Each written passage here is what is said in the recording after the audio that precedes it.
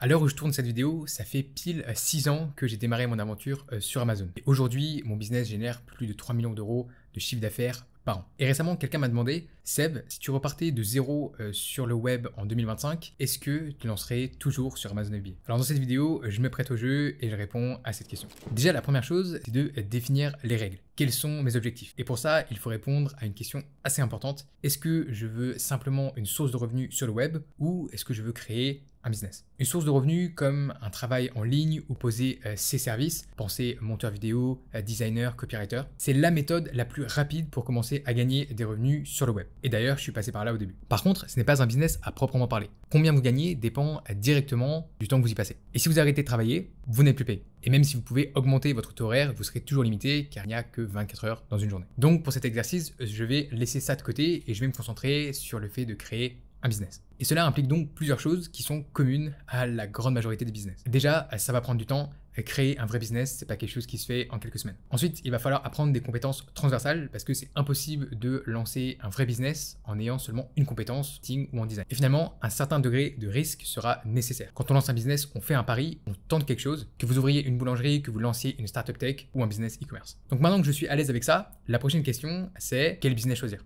Alors ici, je parle seulement des business en ligne qu'on peut gérer depuis n'importe où et qu'on peut gérer aussi à n'importe quelle heure. Je ne parle pas d'ouvrir une pizzeria dans votre quartier. Et en 2025, faut dire ce qui est, les options sont quand même assez limitées. Ce n'est plus la ruée vers l'or d'il y a 10 ans où il suffisait de créer un blog et publier une dizaine d'articles, lancer une chaîne YouTube et poster quelques vidéos montées sur iMovie ou de faire de la pub Facebook un petit peu aléatoire sur le premier produit AliExpress. Il y a toujours des opportunités, mais le domaine des business en ligne s'est largement professionnalisé. Et d'ailleurs, attention aux promesses de certains marketeurs sur le nouveau business model, que ce soit une agence de réseaux sociaux basée sur l'IA, de la création de contenu sur TikTok. Bref, dès qu'il y a une nouvelle tendance, on a très vite fait de croire que c'est l'opportunité de la décennie, alors que l'histoire nous a prouvé que souvent, c'est pas le cas. Alors je vais pas rentrer dans les détails et la comparaison de tous les business en ligne qui existent, ça serait une vidéo beaucoup trop longue et c'est pas vraiment le but de cette vidéo. J'avais fait une vidéo sur ce sujet où je comparais plusieurs business en ligne que j'ai moi-même testé et sur lesquels je vous donne mon retour d'expérience honnête. Donc si ça vous intéresse, vous retrouverez le lien de cette vidéo juste en dessous dans la description. Pour aujourd'hui, je vais me concentrer sur Amazon FBA et est-ce que je me lancerai aujourd'hui en 2025? À mon avis, la vente sur Amazon reste la manière la plus simple et efficace de mettre un premier pied dans le monde du e-commerce quand on est débutant.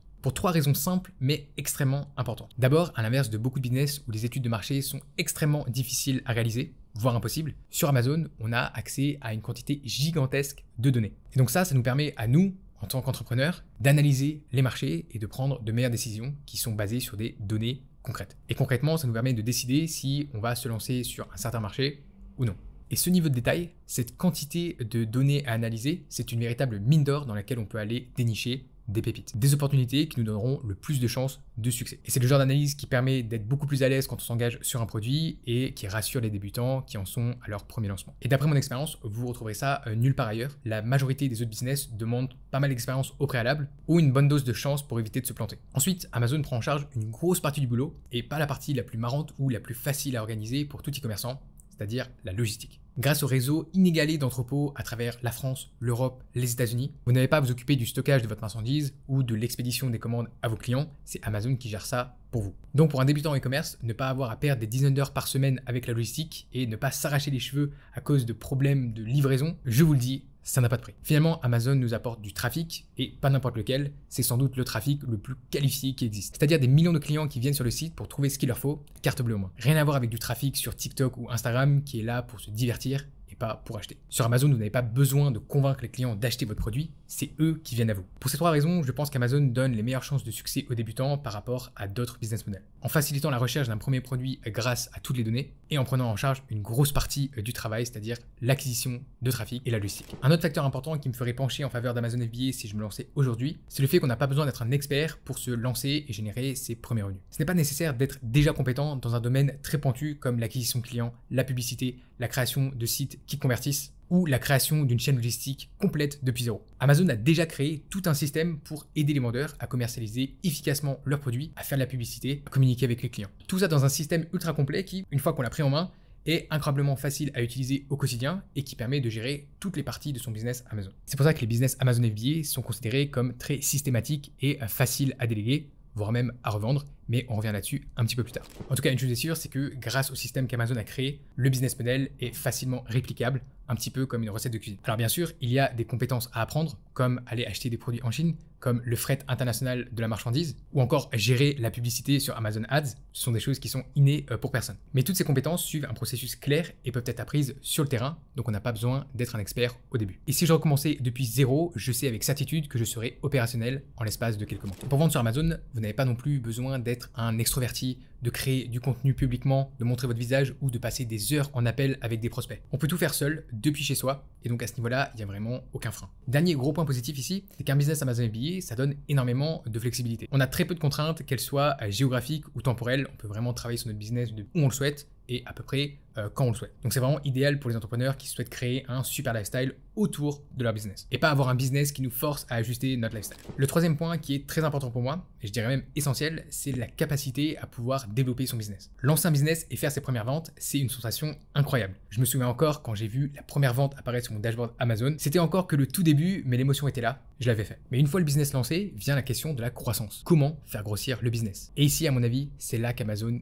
écrase tout. Tous les systèmes sont là, prêts à être exploités, sans aucune friction. Dans le fond, la différence entre avoir un produit en vente sur Amazon et en avoir 10, eh bien, elle est assez minime. Si ce n'est que vous avez 10 produits à gérer au quotidien et non un. Donc vous devez vous assurer que vous avez assez de stock, que vos publicités tournent bien, assurer le service client.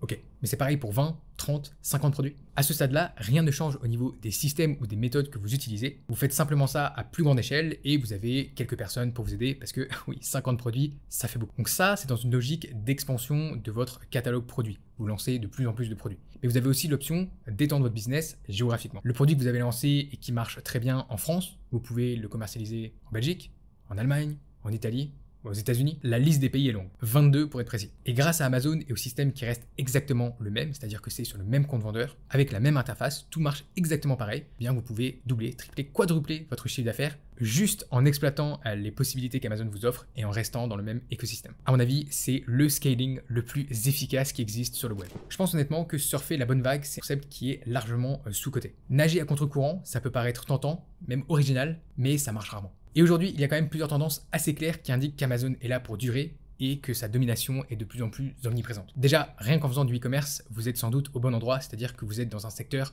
en pleine croissance. En France, le chiffre d'affaires de cette industrie est passé de 51 milliards d'euros en 2013 à 160 milliards d'euros en 2023. C'est plus que x3 en 10 ans. Et dans cette industrie qui ne cesse de progresser, Amazon domine tous ses concurrents. Avec par exemple plus de 20% des parts de marché en France, loin devant ses discounts. Et aux États-Unis, ce chiffre monte à plus de 37%. Amazon, en quelques chiffres aujourd'hui, c'est 574 milliards de dollars de chiffre d'affaires, 175 centres de distribution dans 15 pays et 310 millions de clients à travers le monde. C'est des chiffres qui donnent le vertige et qui ne devraient pas en rester là parce que Amazon continue d'investir dans sa croissance. Avec des expansions successives dans de nouveaux pays. Dans les dernières années, on a vu la Suède, les Pays-Bas, les Émirats, l'Arabie Saoudite, l'Afrique du Sud et le dernier sur la liste, l'Irlande. Cela prouve que le modèle Amazon fonctionne, pas que aux États-Unis ou en Europe, mais partout dans le monde. Et surtout, l'entreprise croit en son modèle et continue d'investir. Alors oui, vous pouvez vendre des produits faits main dans un petit atelier du Jura et gérer la logistique et les expéditions des produits vous-même. Tout ça sur votre propre site. C'est totalement possible, mais vous allez sans doute rencontrer énormément de problèmes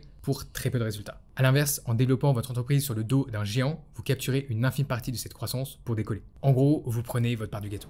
Finalement, j'en parle assez peu, mais un bon business Amazon FBA, c'est quelque chose qui peut être revendu. Et relativement facilement quand on compare par rapport aux autres business en ligne. Pour les mêmes raisons déjà évoquées dans cette vidéo, c'est-à-dire que c'est un business model réplicable, facile à prendre en main, et que les actifs sont sur la plus grosse marketplace du monde, ce qui réduit considérablement le risque pour l'acheteur. Ce qui veut dire que si on le souhaite, on peut faire une exit, et donc c'est quand même rassurant de savoir qu'on a une porte de sortie si on souhaite aller faire quelque chose d'autre. Donc oui, vous l'aurez compris, pour toutes ces raisons, je me lancerai encore aujourd'hui sur Amazon FBA. C'est d'ailleurs pour ces mêmes raisons que je continue de lancer des nouveaux produits et de développer mon business au quotidien, plutôt que de chercher absolument à m'en débarrasser. Mais comme je le répète souvent sur cette chaîne, Amazon FBA, ce n'est pas une manière pour gagner beaucoup d'argent rapidement. En fait, quand on y pense, c'est à peu près tout l'inverse. C'est un business qu'on construit sur la durée, méthodiquement, brique par brique, et quand on persévère assez longtemps, qui peut donner d'excellents résultats. Donc c'est avec ce mindset que je me lancerai si je repartais de zéro et que j'avais pour ambition de créer un vrai business solide. Et si vous vous demandez s'il n'y a pas trop de concurrence sur Amazon aujourd'hui, s'il y a encore de la place pour se lancer, eh bien c'est une question à laquelle j'ai répondu dans cette vidéo. Mais gardez en tête qu'un bon business model sera toujours plus concurrentiel qu'un mauvais. Le fait qu'il y ait de la concurrence n'est pas toujours un mauvais signe quand on s'y prend de la bonne façon.